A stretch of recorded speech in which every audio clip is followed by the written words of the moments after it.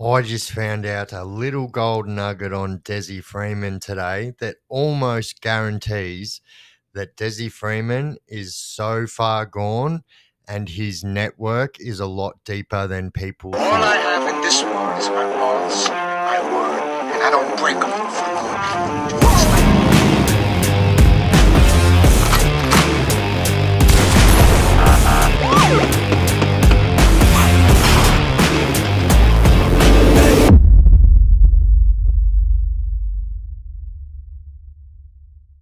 Rightio Legends, Chaos Chronicles, and we're back again with another banger. And so today, I've got a little bit of a Desi Freeman nugget that I think everybody needs to know. And it almost guarantees that he is so far gone from here that it is not funny. And so, what I'm hearing today is that Desi Freeman was what people call a ghost architect, and so he used to go in and design people's, doomsday prepping properties. And so, get them ready for the doomsday that they all think that's going to happen. And so he was what they call a ghost architect. And so he would go around and he would design them and he would make them for the people around the Ovens Valley. And so even if you have a look at the house where they alleged that this incident took place with the police and Desi Freeman, you can see that it was, pretty well set up for a makeshift camp. And so, they had water tanks on there and they had gardens. And, I also, found out today that, that is more than likely the reason why they couldn't find him is because, all doomsday preppers believe that in some way, shape, or form of whatever doomsday they believe, some people believe zombies, some people believe like a chemical fallout. A lot of people believe different things. But anyway, it is, that they were pretty much waiting and ready for this incident to happen. And so, not that they knew that this incident was going to happen on that day, but this is what they all prepare for. And so what I'm also told today is that on that property, in recent months just before the incident took place, that there were a number of different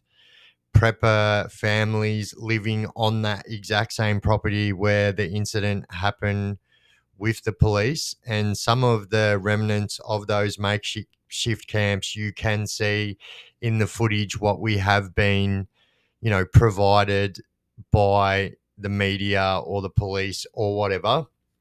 But yeah, I think that's almost a guarantee of a reason why Desi Freeman is so far out of there. So very early on in the piece, the police and stuff were murmurs that Desi Freeman more than likely got out of the area via canoe. And I can promise you that that is more than likely exactly what happened.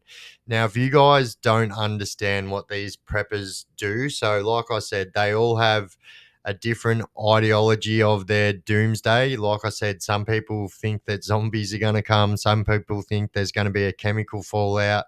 Some people think there's going to be like a civil war, government crazy stuff. And so, you know, I think it's important to know that, even though I'm not saying that this was planned for this exact event, this is the exact thing what these people plan for. And if they are, government doomsday preppers like it is suggested, then they would be definitely ready and waiting for something like this to happen. And it's led to believe that Desi Freeman was a part of the sovereign citizen movement. Now, also very early on in the piece, people spoke up and said that Desi Freeman wasn't a part of the sovereign citizen movement. Now, the sovereign citizen movement and the doomsday preppers movement are two totally separate movements. Now, let's get that quite clear right now. But I think it's it's very important to know that it would have been well prepared for if this was the case, and if everything, the evidence that we have all been given by the media, like the Guardian, the Daily Mail, and stuff like that. This is where you can find all this information, but stories are circulating at the moment about this, about Desi being a ghost architect. And so I think that that just blew my mind. And I think that it just made things a little bit deeper. And like I said, it almost guarantees that, Desi Freeman is so far out of there.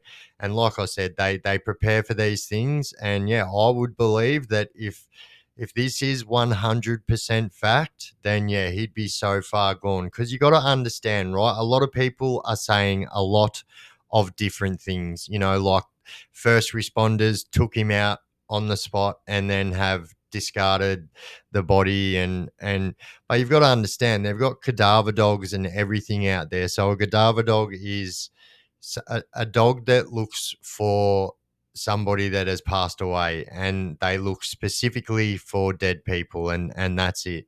And so you can guarantee that if there was anyone dead, or any type of you know decaying body or anything out there, that those dogs would find it. And I believe that the most plausible theory is that Desi is so far gone. And I've been saying this for such a long time.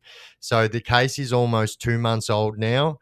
And I've been saying this since the start, that if anyone thinks that Desi Freeman is still in that area, like, A, you'd have to be absolutely bonkers to stay in that area when you have such a large scale search party looking for you. Like, it just beggars belief. And I would imagine that anyone with half a brain would not be anywhere in that area. And if that was the case, then they would have some kind of evidence of Desi being in that area, but they don't have any of this evidence. So, like I said, it's almost reaching the 2 month mark, and it's almost reaching the $100 million mark.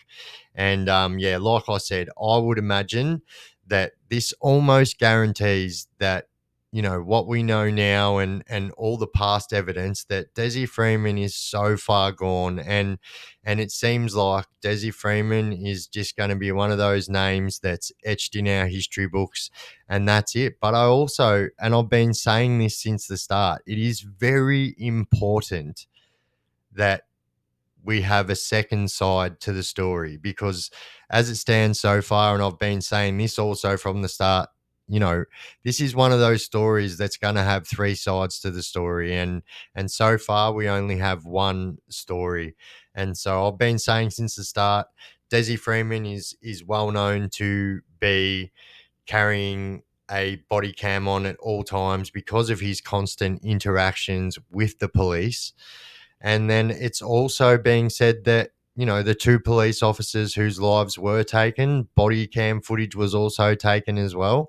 So I think that, it's very important that those things get found, because obviously whatever is on those body cams, whether it be Desi Freeman's or whether it be the police, that is exactly what happened. And there's no way anyone can say any different. So this is why it's important that we always need the other side of the story. Otherwise, there is just one narrative of the story so far. And although that could be 100% true, I'm not saying that it's not. All I'm saying is that I think in 2025 we're all a little bit smarter than that, and we all need to know that there's another side to the story. But like I said, this is one of those stories that you can guarantee it, that will go on forever. And if Desi is ever found, you can guarantee that it's going to have three sides to the story. And yeah, this will have the hallmarks if Desi does get found, for some of the most craziest court in our country.